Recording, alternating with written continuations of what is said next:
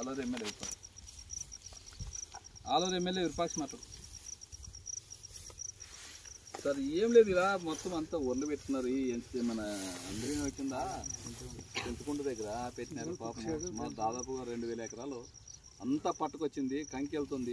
కంకి కూడా ఏం పరిస్థితి, చాలా గోడాడుతున్నారు పాపం. చాలా పెట్టుబడులు పెట్టినారు కదా అంతా. ఏం పరిస్థితి ఏమన్నా చెప్పి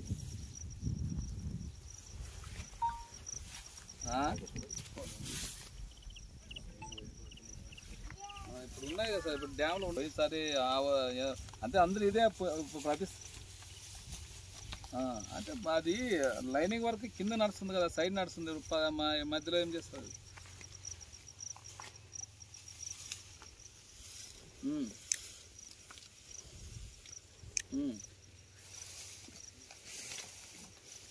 ఈరోజు మన చింతకుడు గ్రామంలో చూస్తున్నాము. అంతా పంట దశకి పట్టా కంకి ఉంది. ఈరోజు అంత అన్యాయంగా ఈ కూటమి ప్రభుత్వము రైతులు నట్టేట ముంచింది ఈరోజు. ఎందుకంటే చూస్తున్నాం, మన రైతులకు పొలాల్లోనే ఉన్నాము. పొట్టదశి కంకిగానే వెళ్ళింది. ఆ కంకి వెళ్ళిన దానికి ఒకసారి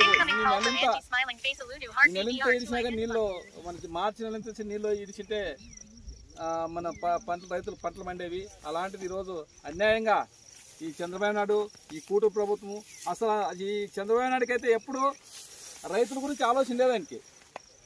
అసలు రైతులు అనే వాళ్ళకి ఆయనకి అసలు ఇష్టమే లేదు. రైతాంగం అంటే ఆయనకి. మళ్ళీ రైతాంగం అంటే ఆయన ఎంతకి ఏమి మళ్ళీ ఆయన అన్నం ఏం తింటున్నారో మాకు తెలియదు. కానీ ఇప్పుడు రైతులు పండిస్తేనే కదా మనము ఎవరైనా కానీ మనం అన్న తినేది, నోట్లోకి ముద్దుపోయేది. ఆ రైతులనే నట్టేటి ముంచి ఈరోజు ఇంత అన్యాయంగా దాదాపుగా 4000-5000 ఎకరాలు ఈరోజు మా ఆలూరు మండలం అయితేనేమి, మన చిప్గిరి మండలం అయితేనేమి, దాదాపుగా 2 మండలాల్లోన చాలా మంది. ఎందుకంటే గత పోయిన ప్రభుత్వము దాదాపు ఏప్రిల్ మే వరకు నీళ్ళు వచ్చేవి. అట్లా వస్తాయనే ఈరోజు అందరు రైతులు, ఇది రైతులంటే పార్టీలకు అతీతంగా అంతా ఉంటారు.